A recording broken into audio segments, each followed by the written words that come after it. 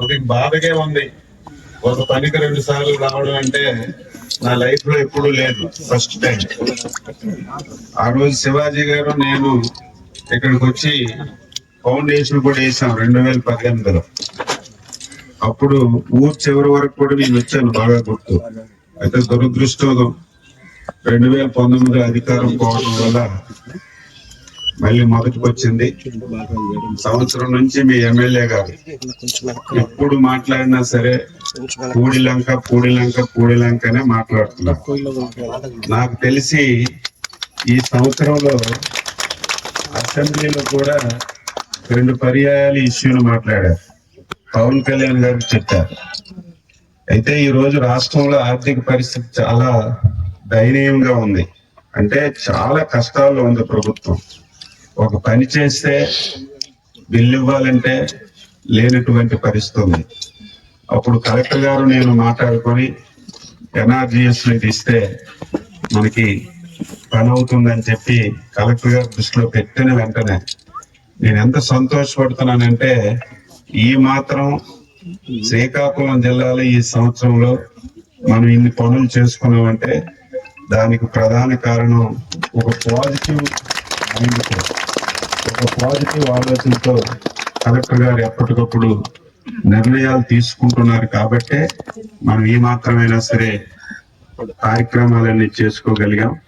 తప్పనిసరిగా ఈసారి పట్టు వదలని విక్రమార్కుల్లా పట్టుకొని మేమందరం మీ పూడి లాంటి పరిస్థితుల్లో రహదారి కల్పించే కార్యక్రమం చేస్తామని మీ అందరికి తెలియజేస్తున్నాను.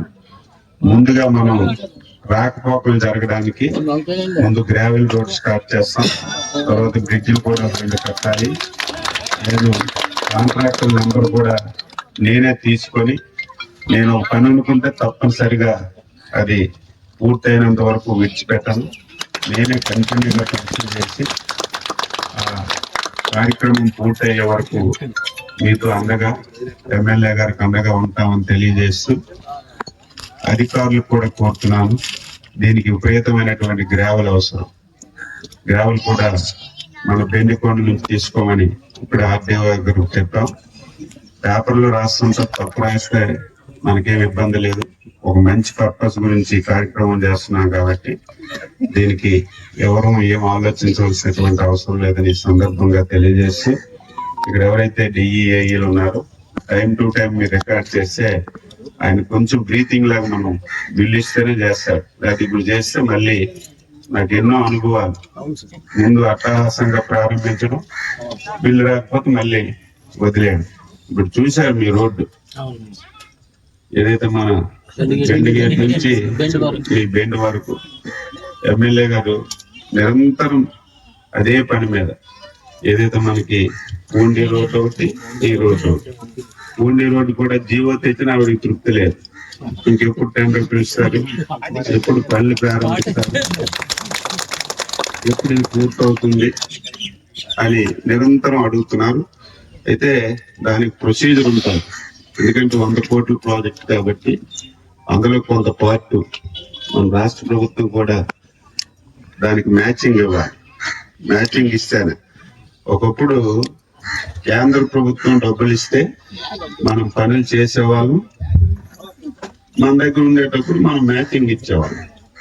దుర్మార్గమైన ప్రభుత్వం ఏం చేసిందంటే గత 5 సంవత్సరాలు కేంద్రం డబ్బులు ఇస్తే ఆ డబ్బులన్నీ ఇతర కార్యక్రమాలకు డైవర్ట్ చేసింది. ఇప్పుడు కేంద్ర ప్రభుత్వం కూడా తెలివైంది కాబట్టి ముందు రాష్ట్ర ప్రభుత్వం డబ్బులు అకౌంట్ లో డిపాజిట్ చేస్తేనే వాళ్ళు ఇస్తున్నారు.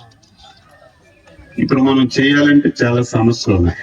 అయినా ఇది స్పెషల్ కేసు కింద మన పూండి రోడ్ 3 నియోజకవర్గాలకు సంబంధించింది కాబట్టి అది కూడా టెండర్లు నిన్నే రామచంద్రరావు ఈఎన్సీతో కూడా మాట్లాడాను.